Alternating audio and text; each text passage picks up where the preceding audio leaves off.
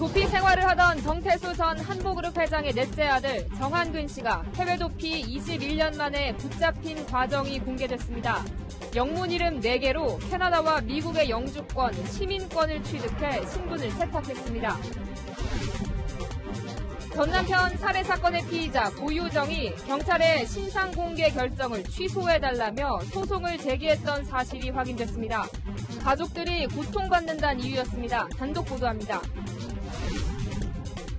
트럼프 미국 대통령이 김정은 위원장에게 친서를 보냈습니다. 김 위원장은 흥미로운 내용에 대해 심중히 생각해 볼 것이라며 친서에 만족을 표한 걸로 알려졌습니다. 북미 대화 재개의 계기가 될지 주목됩니다. 삼척항 부두로 북한 어선이 이른바 대기 귀순을 한 지 일주일 만에 또 다른 북한 어선이 NLL을 넘어왔다 해군과 해경에 의해 퇴거 조치됐습니다. 군 당국은 배의 크기가 커서 일찍 발견했다고 설명했습니다. 모레부터 음주운전 단속 기준이 대폭 강화됩니다. 혈중 알코올 농도 0.05% 이상이었던 면허정지 기준이 0.03% 이상으로 바뀝니다. 술 한 잔만으로도 단속될 수 있습니다. 여러분 안녕하십니까? 일주일 전 감시망이 뻥 뚫린 동해바다로 북한 목선이 들어와 현재까지도 논란이 일고 있습니다. 그런데 어제 또다시 북한 어선 한 척이 우리 해역으로 남하했습니다. 이번에는 해경과 해군이 북한 어선을 퇴거시켰는데 오히려 궁금증이 생깁니다. 저번에는 육군과 해군, 공군의 해경의 감시망까지 모두 무용지물이었는데 이번에는 어떻게 발견했던 걸까요? 안건우 기자의 보도입니다. 해경 함정의 감시 속에 어선 한 척이 급히 이동합니다.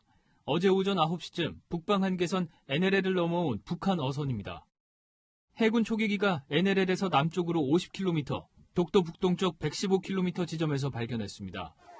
해군 요청으로 출동한 해경이 10시 40분쯤 현장에 도착해 북한 어선임을 확인했고 북측에서도 12시 10분쯤 남북 통신망을 통해 어선을 구조해 보내달라고 요청했습니다. 해경이 조난경 이등을 확인하려 했지만 북한 어민들이 자력으로 이동할 수 있다며 거부해 어선은 해경의 감시를 받으며 밤 8시쯤 북으로 돌아갔습니다. 이 어선은 5톤급 오징어 잡이배로 추정되는데 일주일 전 삼척항으로 들어온 목선보다 크기가 커 식별하기가 더 수월했다는 게 해군과 해경의 설명입니다. 육안으로도 보이기가 쉽고 구조물의 상부에 높이 이렇게 솟아 올라 있으니까 멀리서도 레이더 탐지가 가능하죠. 삼척항 목선은 파고보다 높이가 낮아 포착이 힘든 이례적인 경우라는 걸 강조한 겁니다. 조업을 위해 NLL 인근으로 내려오는 북한 어선이 늘었고 목선 귀순을 둘러싼 논란도 계속되면서 군경은 경계 태세를 더 강화하고 있습니다. 채널A 뉴스 안건우입니다. 일주일 전 북한 목선의 대기 귀순 사건 은폐 의혹은 여전히 사그라들지 않고 있습니다. 청와대는 국가안보실에 대응에 소홀함이 있었다고 인정하고 조사를 진행 중인데 안보 컨트롤 타워인 정의용 국가안보실장에 대한 조사도 불가피해 보입니다. 조아라 기자입니다. 첫 언론 발표에서 군의 경계작전에 문제가 없다고 강조한 합참. 조사 결과 전반적인 해안 경계 작전에는 문제가 없었습니다. 청와대는 작전 실패는 없다고 단언한 합참 발표에 문제가 있다고 보고 상황을 공유한 청와대 국가안보실과 국가위기관리센터에 대한 조사를 벌이고 있습니다. 통상 합참 발표문은 국방개혁비서관 안보실 1차장으로 이어지는 안보실 라인과 국가위기관리센터를 거쳐 조율되는데 국가위기관리센터는 정의용 안보실장 직속기구입니다. 청와대 고위 관계자는 특히 북한 목선 귀순과 같은 상황에서 국가위기관리센터실 중심으로 보고가 종합된다고 설명했습니다. 정 실장에 대한 조사가 불가피한 이유입니다. 한국당은 군 발표에 정 실장의 최종 결정이 있었을 것이라며 정경두 국방장관과 함께 경질해야 한다는 입장입니다. 북한 목선 귀순 외에도 트럼프 대통령 방한 전 4차 남북정상회담이 사실상 힘들어지면서 정 실장의 책임론이 점점 커지고 있습니다. 채널A 뉴스 조아라입니다. 자유한국당은 이번 사건을 청와대 은폐 조작 사건으로 규정하고 국정조사를 요구하고 있습니다. 국회에서 대규모 규탄 대회도 열었습니다. 한국당은 북한 목선 관련 상임위만 여는 부분 복귀 방침을 밝혔습니다. 이민창 기자가 보도합니다. 북한 축소 국민 기반 강력히 규탄한다.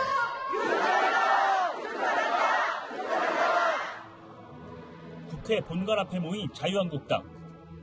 청와대가 북한 목선 귀순 사건을 은폐 조작하고 있다고 목소리를 높였습니다. 문재인 대통령의 사과와 외교안보 라인 교체를 요구했고, 누가 책임질 사람 있습니까? 지금 외교안보 라인 전부 교체하세요. 국정조사 추진은 물론 검찰 고발 계획도 밝혔습니다. 대통령부터 모두 군형법 위반 혐의가 있다고 저희 즉각 이 부분에 대해서 법률 검토해서 고발 추진하겠습니다.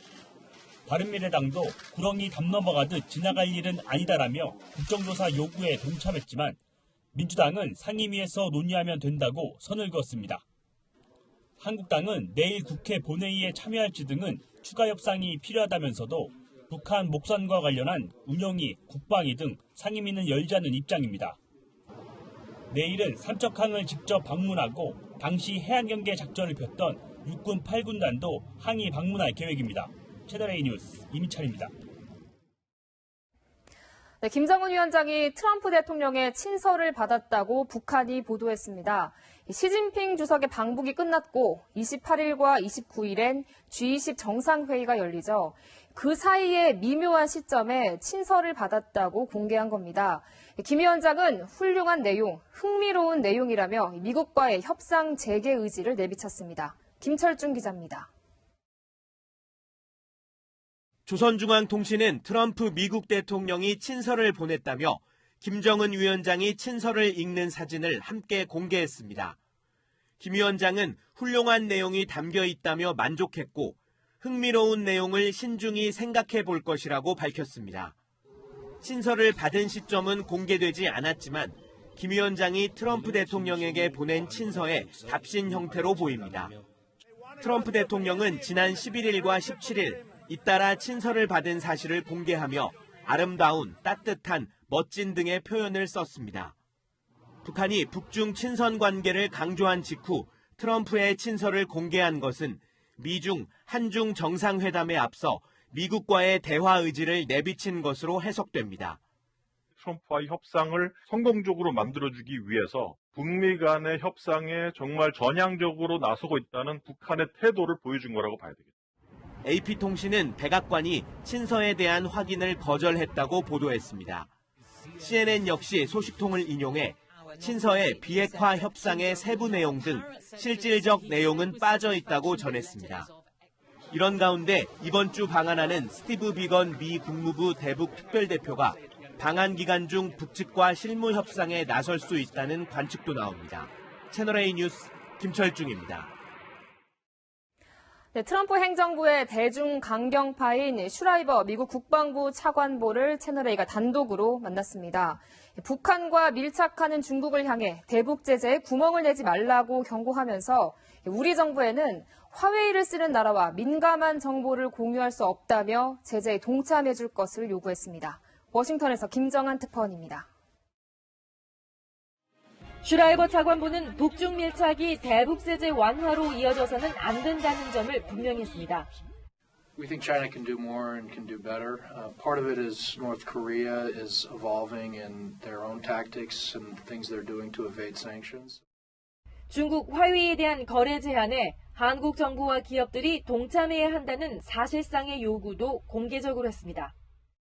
We have a pretty good understanding of their ties to the Communist Party leadership. So I think it's a safe assessment that there would be vulnerabilities. 아무리 동맹국일지라도 화웨이를 계속 쓰는 나라와는 민감한 군사 정보를 공유할 수 없음도 시사했습니다. We don't want to be in a position where we don't have full confidence that sensitive information can be shared and protected.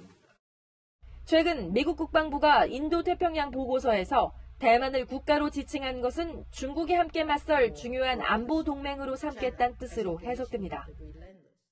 Does this mean that the U.S. is considering perhaps abandoning that one China policy? It's really a term of convenience. It's not meant to convey a change in policy in any way. 워싱턴에서 채널A 뉴스 김정환입니다. 헝가리 유람선 침몰 사고 소식입니다. 아직 시신도 발견하지 못한 한국인 관광객 실종자가 3명 남았습니다. 그중 1명으로 추정되는 시신이 추가로 발견됐습니다. 김민지 기자입니다.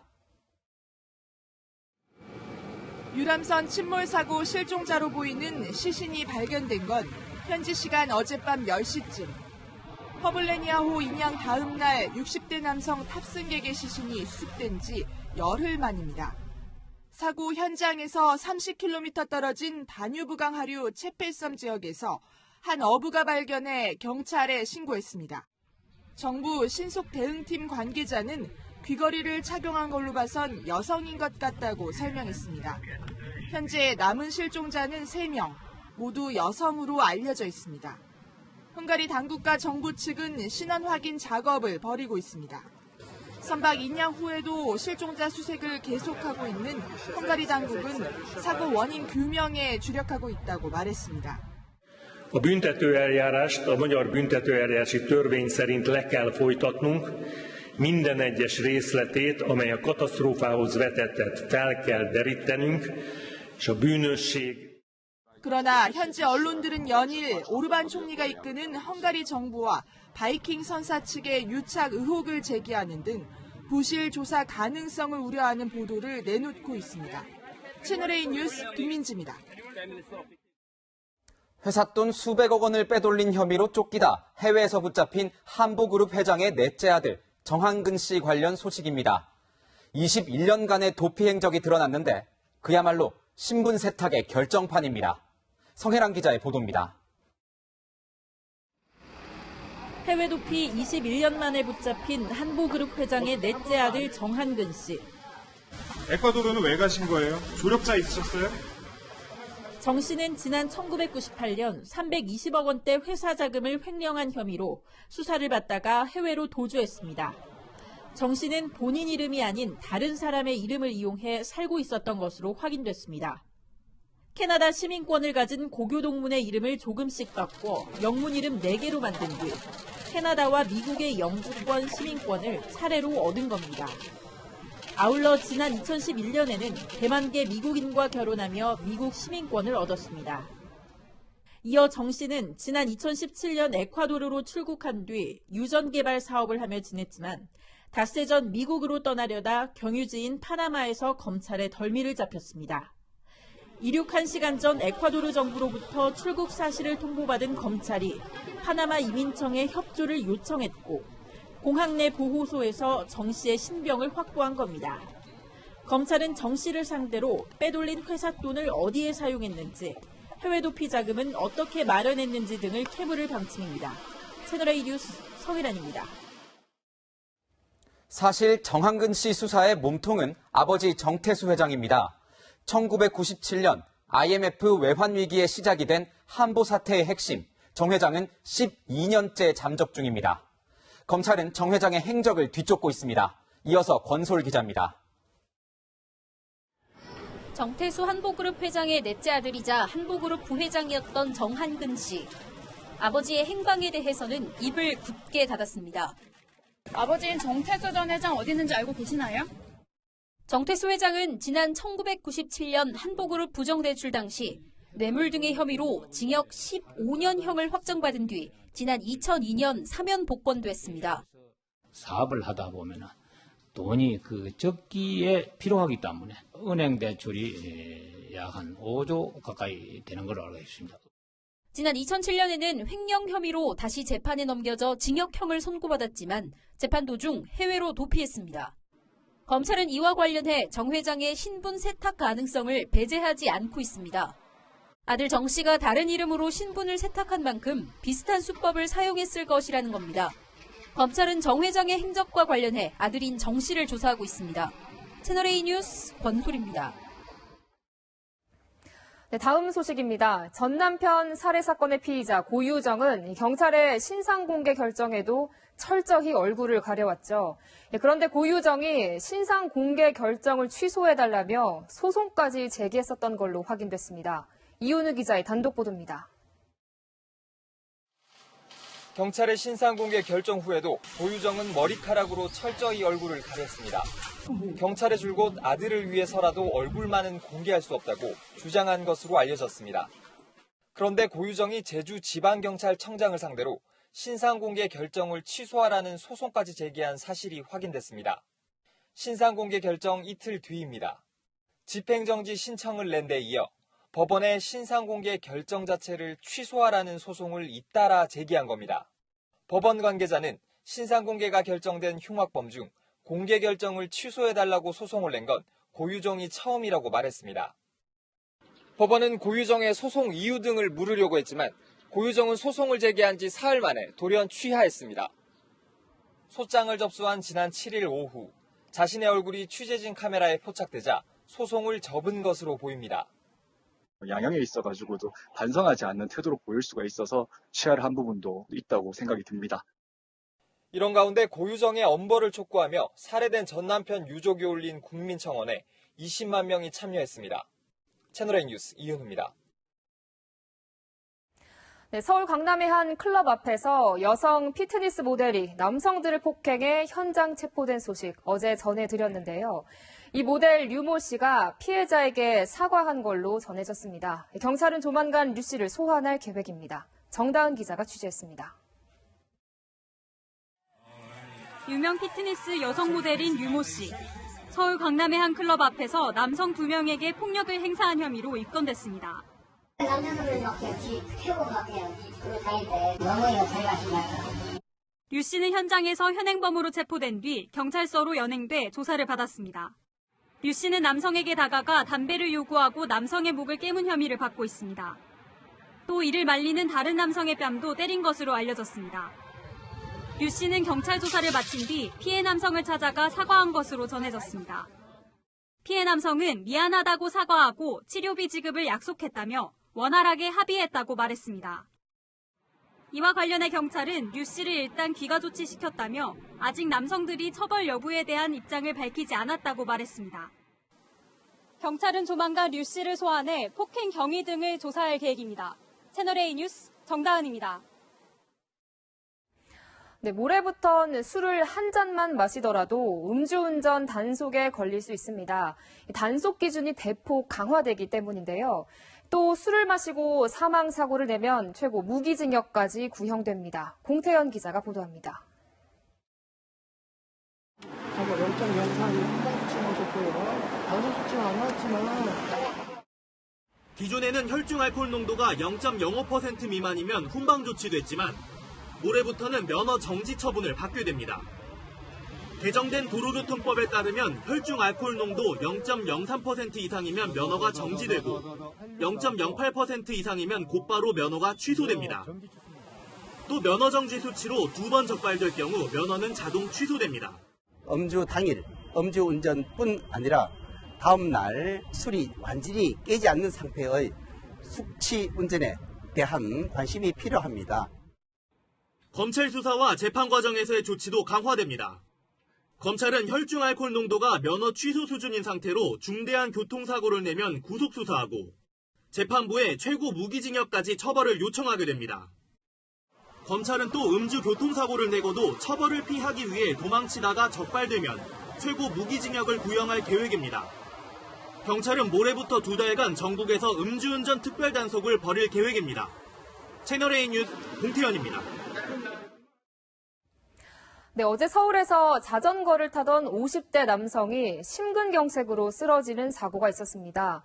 심혈관 질환은 주로 겨울에 많이 발생한다고 생각하지만 실제로는 여름철에 오히려 환자가 많았는데요. 특히 무더운 날엔 물을 충분히 마셔야 합니다. 여현규 기자가 취재했습니다. 쓰러진 남성의 가슴을 출동한 구급대원이 심폐소생술을 합니다. 자전거를 타던 50대 남성이 심근경색으로 쓰러진 겁니다. 주변을 지나던 시민들은 구급대원이 현장에 도착하기 전 119 전화통화를 하며 먼저 심폐소생술을 했습니다. 제가 지금 소리 지르는데 기술이 맞춰서 눌러주세요. 하나, 둘, 셋, 넷, 다섯. 한 분은 두 손으로 심폐소생술하고 그분 귀에다 이 휴대폰을 대고 중계방송 형식으로 해서 그 지시에 따라서 소생술을 하더라고요. 이어 쓰러진 남성은 병원 응급실로 이송됐습니다.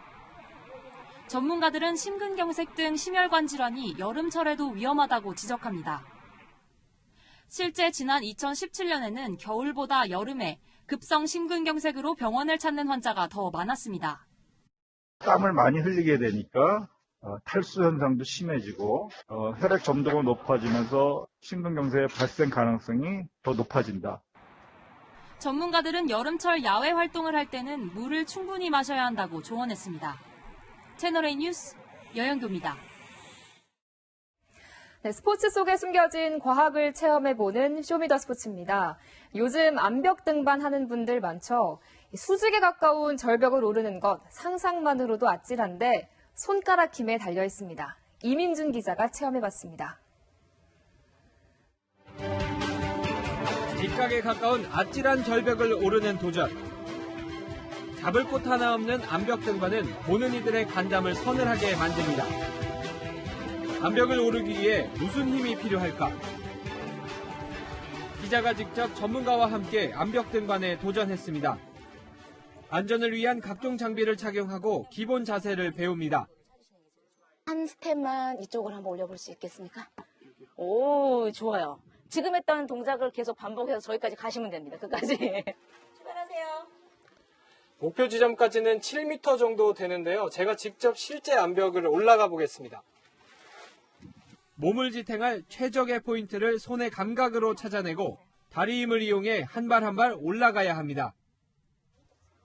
하지만 오를수록 손을 잡을 공간도 애매하네. 발을 디딜 곳도 적어집니다. 와, 이거 진짜 무섭다. 등반의 핵심은 바로 악력. 손의 두 마디로 체중을 버티지 못해 끝내 손을 놓아버린 겁니다. 이런 느낌이에요. 잡지 마시고. 손가락 힘을 써서 매달리는 게 일단 기본적으로 되지 않으면 다리가 힘을 쓸 수 있는 기회조차 없어지기 때문에 매달리기 실험을 해본 결과 4년차 경력자는 한 손으로도 기자와 확연히 차이가 납니다. 다시 코스 분석을 하고 나선 두 번째 도전. 손과 발의 위치를 신중하게 찾으며 끝내 목표 지점인 7m에 도달합니다. 나이스. 아, 좋아요. 아, 다 왔네. 네. 와, 완료. 아주 작은 틈으로 중력과 체중까지 이겨내며 올라가는 스릴 넘치는 암벽 등반.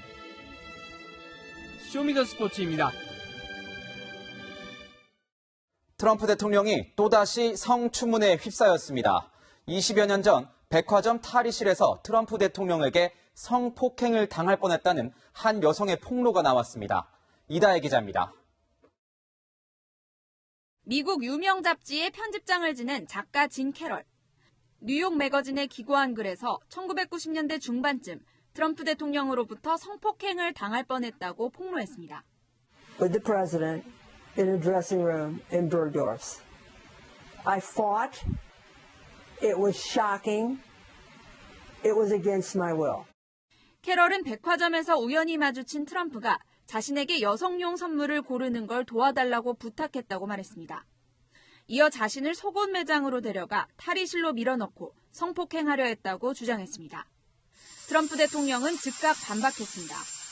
It's a totally false accusation. I have absolutely no idea who she is. 캐럴이 자기 책을 더 많이 팔려고 소설을 썼다고도 주장했습니다. There were numerous cases where women were paid money to say bad things about me. You can't do that. 캐럴은 그러나 1987년 파티에서 트럼프 대통령과 찍은 사진을 공개하며 자신을 모른다는 트럼프의 주장을 다시 반박했습니다. 트럼프 대통령은 앞서 21명의 여성에 대한 성폭력 의혹에 휩싸인 바 있습니다. 채널A 뉴스 이다혜입니다. 영국 아더왕의 전설을 그린 국내 창작 뮤지컬이 나왔는데 그 규모와 비주얼이 역대급, 그야말로 압도적입니다. 최근 막이 오른 다른 뮤지컬도 더욱 커지고 화려해졌습니다. 뮤지컬의 세계로 빠져보시죠. 이상현 기자입니다. 아더왕이 전설의 칼 엑스칼리버를 뽑아내는 장면. 많은 왕을 대신하기 위해 하나의 왕이 나섰다. 섹슨족의 침략에 맞서 켈틱족을 지켜내는 아더왕 이야기의 하이라이트 장면입니다. 무대에 자주 등장하는 이 바위산은 너비가 9m, 높이는 6m에 달합니다. 전투 장면의 생생함을 더하기 위해 실제로 비를 만들어내기도 합니다. 압도적인 규모로 국내 창작 뮤지컬의 새로운 지평을 열었다는 평가를 받고 있습니다. 한 장면에 72명이 등장해 군무를 펼치고 필요한 의상만 300벌이 넘습니다. 장면이 워낙이 많아서 밀도 있게 보여주려다 보니까 세트가 많이 등장을 할 수밖에 없었어요. 19세기 러시아를 배경으로 한 뮤지컬 안나 까레니나. 8개의 LED 패널이 자유자재로 움직이며 무대를 아이스링크로, 연회장으로, 기차역으로 시시각각 바꿔냅니다. 무대가 나타났다 해체되고 공중에서 투명 막이 내려오더니 배우들이 자유롭게 유영합니다. 현대인의 고독과 스트레스를 파격적인 무대 구성으로 표현해내 각광받고 있는 작품입니다.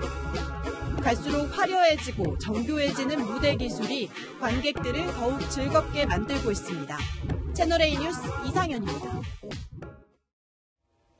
삼성전자의 5G 스마트폰이 판매량 100만 대를 돌파했습니다.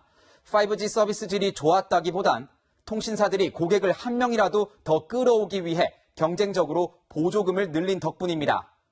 이제는 서비스 품질을 높여야 할 때 아닐까요? 김지환 기자입니다. 지난 4월 세계 최초로 5G 상용화에 나선 국내 이동통신 3사. 판매 경쟁이 치열했습니다. 판매 80일만인 어제 삼성전자의 5G 스마트폰 판매량이 100만 대를 넘어섰습니다. 하루 평균 15,000대씩 팔린 셈입니다. 지난달 10일부터 판매된 LG전자의 5G 스마트폰도 하루에 5,000대 이상 팔리면서 선전하고 있습니다. 그런데 5G 스마트폰이 잘 팔리는 건 보조금 때문이라는 분석입니다. 통신 3사는 출고가 139만 원인 갤럭시 S10 5G에 보조금을 최고 78만 원까지 지원했습니다. 기존 LTE 모델은 보조금이 20만 원에도 못 미칩니다. 이 때문에 소비자는 구제품보다 신제품을 더 싸게 살 수 있었던 겁니다. 하지만 이제는 보조금 대신 서비스 품질로 가입자를 늘려야 한다는 지적이 나옵니다. 지방 대도시나 전국으로 조기에 확산할 수 있는 투자를 확대해야 되는 부분이 AR이라든가 VR이라든가 콘텐츠들에 대한 보완. 하반기에는 갤럭시 노트 10과 폴드도 출시를 앞두고 있어서 5G 보급은 더 빨라질 것으로 보입니다. 채널A 뉴스 김지환입니다.